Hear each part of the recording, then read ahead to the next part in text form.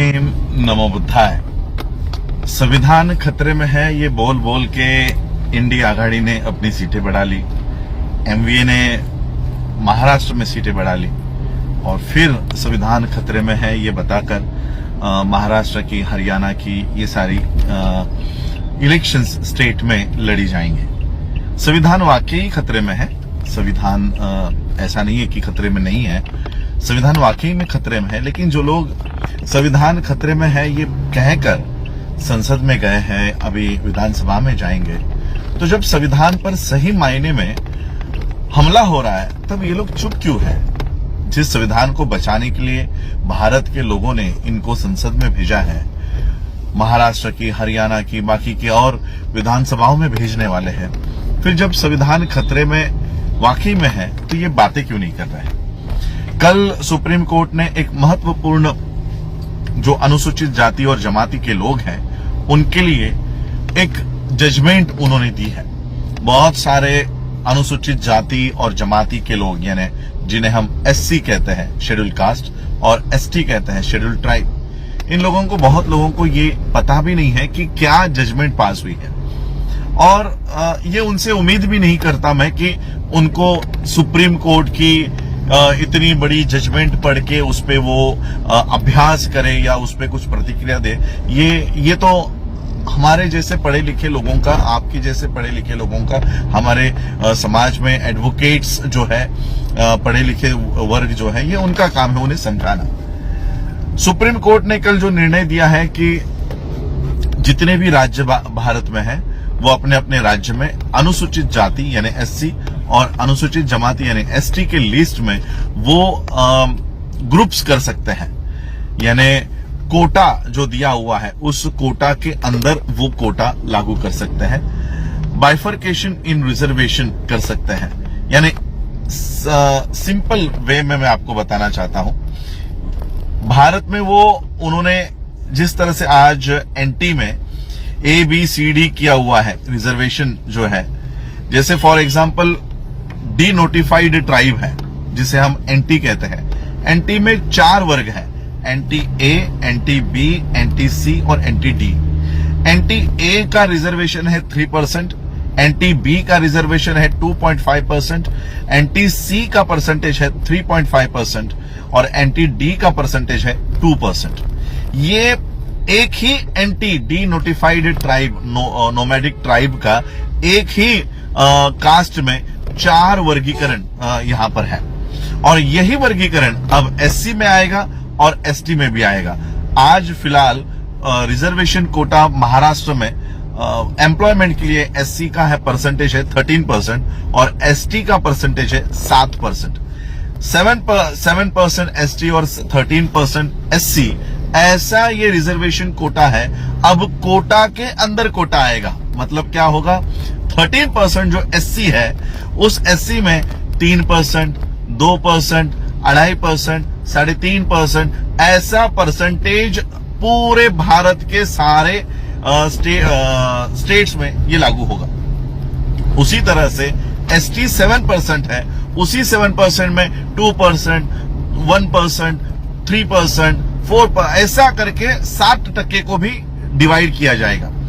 अब ये बहुत सारे लोगों को पता नहीं है, उनको लग रहा है कि तो ये तो अच्छा है। सरकार ने, सुप्रीम कोर्ट ने कहा है कि जो जातियां एससी में या अनुसूचित जमाती में पिछड़ी है उनको आगे लाने के लिए हम जो आगे आई हुई जातियां हैं उनको पीछे डाल देंगे। अब फॉर एग्जांपल मैं पूरी भारत की अनुसूचित जाति की लिस्ट नहीं पढ़ूंगा क्योंकि बहुत लंबी लिस्ट है।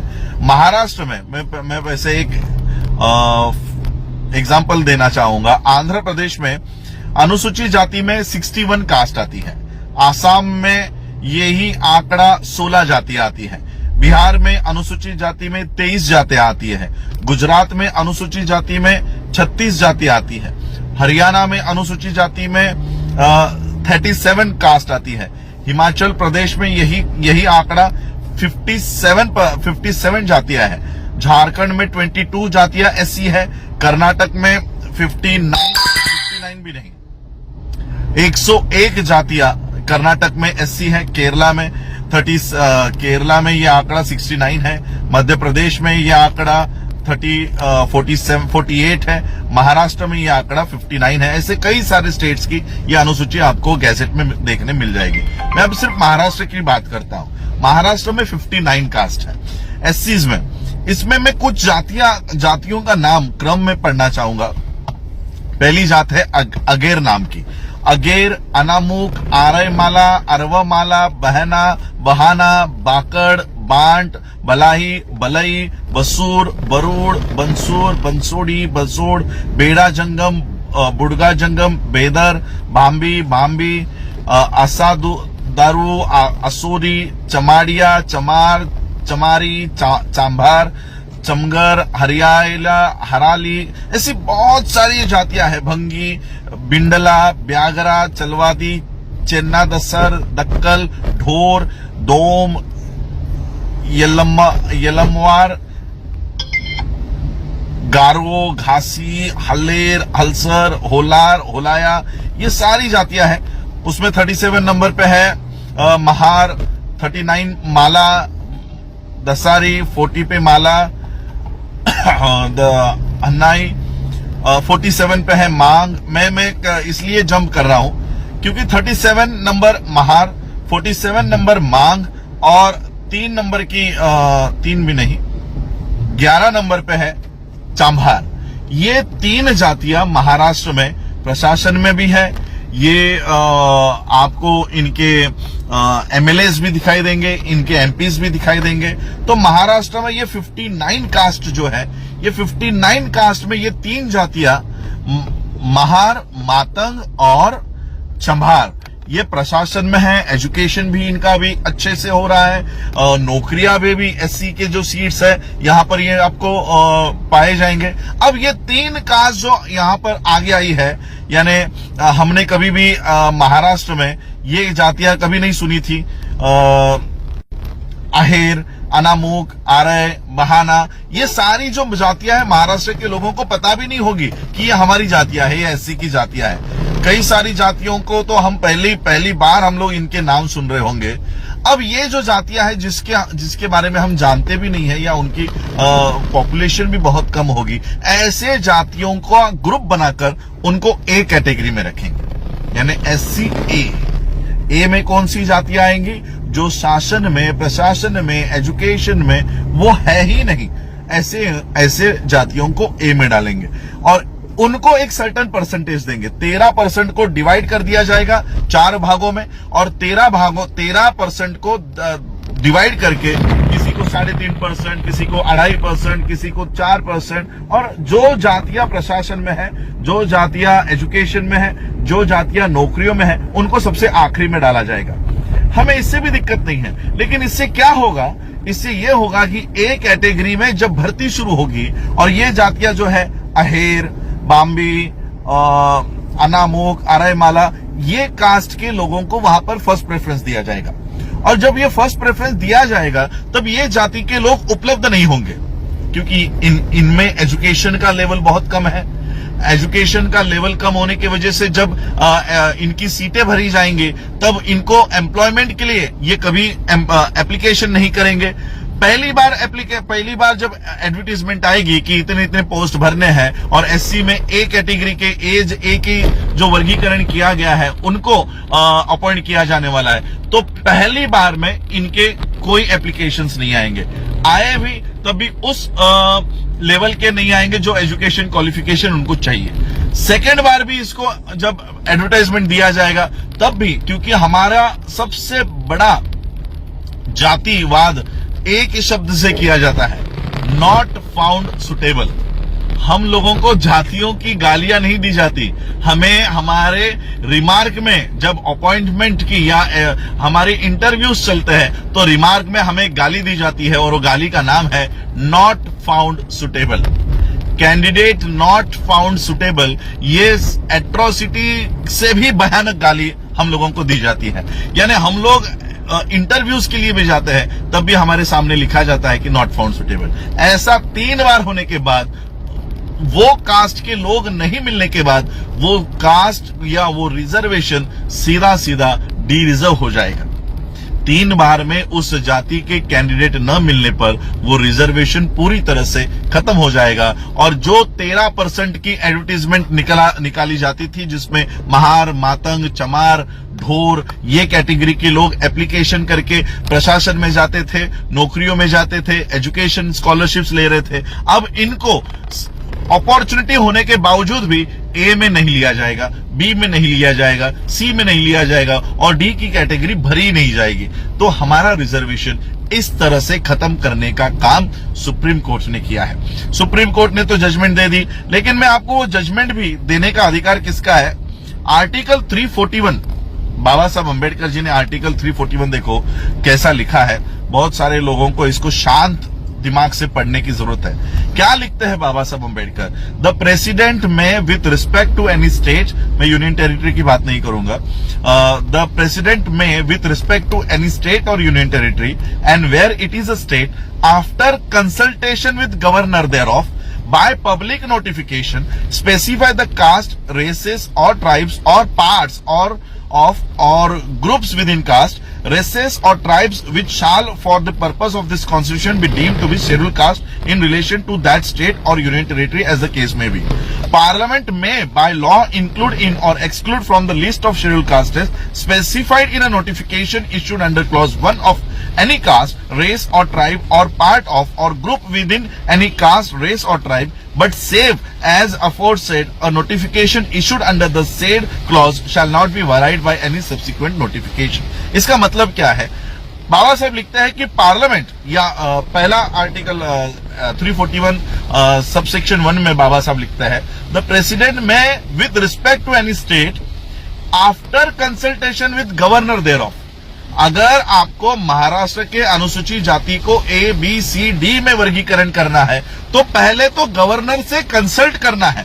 गवर्नर से कंसल्ट करने के लिए भी पब्लिक नोटिफिकेशन डालनी है और उसके बाद आपको अगर वर्गीकरण करना है तो वो उस तरह से करना होगा। अब गवर्नर का अधिकार निकालकर अब ये पब्लिक नोटिफिकेशन हटाकर सुप्रीम कोर्ट ने सीधा सीधा कह दिया है कि अपने अपने राज्य में वर्गीकरण कर देना। हम लोग ओबीसी के आरक्षण बचाने की लड़ाई लड़ रहे हैं और उसकी बचाने की लड़ाई लड़ते लड़ते हम अपना आरक्षण खो दिए हैं, खोने वाले हैं नहीं, खो दिए हैं। और एबीसीडी हमारे लोग, हमारे महामूर्ख लोग एबीसीडी के वर्गीकरण का समर्थन कर रहे हैं। इस वर्गीकरण का समर्थन करने वाले लोगों को मैं बताना चाहता हूं कि आने वाले समय में एससी का रिजर्वेशन ये पूरी तरह से खत्म हो चुका होगा। नॉट ओनली एससी के बाद एसटी भी इसमें इंक्लूड किया गया है। एससी और एसटी, एक तो पिछले 7 सालों से वैकेंसीज भरी नहीं गई है, सारे गवर्नमेंट पोस्ट एससी एसटी के ओबीसीज के खाली पड़े हुए हैं, बैकलॉग भरा नहीं गया है। अब बैकलॉग भरने की जब बारी आ रही है तो उन्होंने कहा कि जो कास्ट सबसे ज्यादा अप्लाई कर रही है या एजुकेशन में आगे है या अपने हक और अधिकार के प्रति जागरूक है, इसको सबसे पीछे रखो।